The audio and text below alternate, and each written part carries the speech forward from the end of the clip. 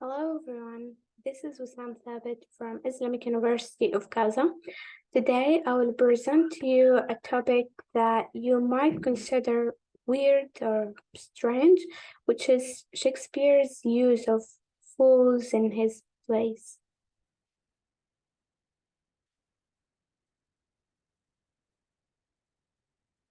Here we have the outline or the subtitles that we will discuss. The first one is the Shakespearean fool. We'll know what the fool means and who he is.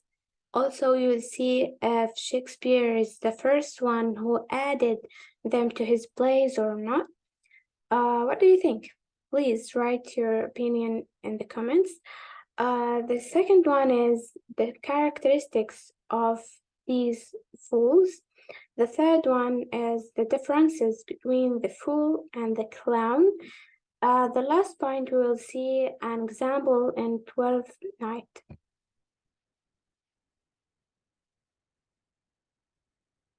Now, the fool in Shakespearean plays, the word fool in our time means idiot or stupid, while in Shakespeare's era, the fool is someone to entertain a king or a duke or any other rich character and to amuse their patrons and their families with their wit and humorous antics or singing and dancing and whatever. Also, he is considered one of the most insightful and intelligent men in the play. Now you will say, Wissam, you just said that he's just for amusing others, but they often appeared insane or simple-minded, and this gave them the right to abuse and mock even the esteemed or important figures or members, like kings, for example. Fools were a part of many wealthy households of imperial Rome, in which the intellectually disabled and the physically deformed fetched high prices in the slave markets. Also, we have some critics said that they often be dwarfed or disabled, and they may have been kept for luck in the belief that deformity could counter any ill fortune wished on a household. And by the way, fools were entertaining people since medieval times. And Shakespeare may have influenced by Robert Armin, the clown player in his dramatic company, who was interested in household fools and published a historical account of them in 1605. The last point here, Shakespeare's first use of a fool was a touchstone from As You Like It play. Now let's move to the characteristics or the features of the fool. He's a very important character in Shakespeare play, and he has three important functions here.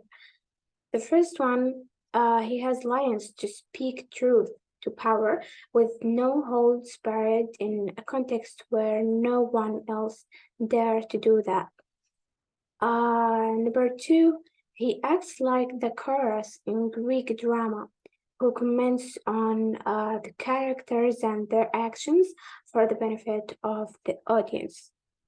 Number three, the fool does not normally have a dramatic role, but some fools do, like Fist in 12th Night.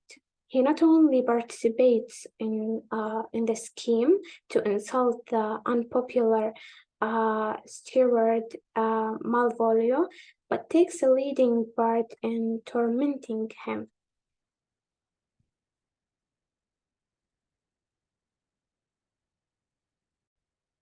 So let's move to the difference between the fool and the clown.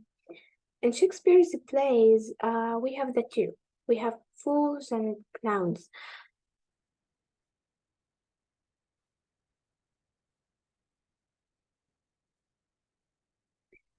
Now, firstly, the fool, he also called jester. He is wise and intelligent, and usually he is a male. Um, for example, in Shakespeare's plays, we have Lear's Fool in King Lear and Fist in Twelfth Night. But the clown is a simple rural man or a yokel, so he is natural fool that were there for light entertainment. For example, Bottom in A Midsummer Night's Dream and Lance in Two Gentlemen of Verona.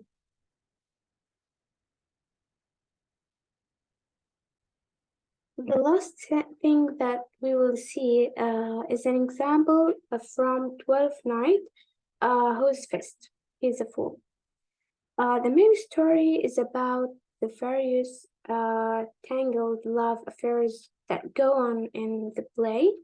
It's also a story about the goings on in Olivia's household, of which Fist is an important member.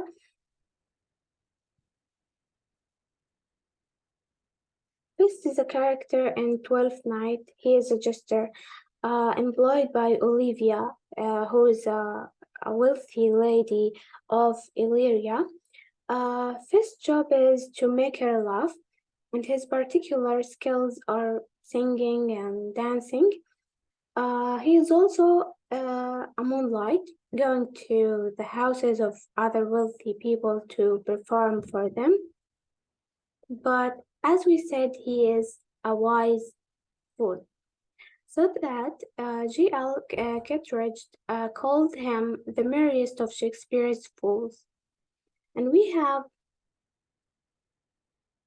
the best assessment of Fist's wisdom comes in Act 3, Scene 1, when Viola, the other very intelligent character in the play, described him in a strange soliloquy. She said, "This fellow is wise enough to play the fool, and to do that well craves a kind of wit," and so on. So this shows us how wise he is, and that he understands more than any other character in the play. So that's it. This is my presentation. Thank you for listening to me.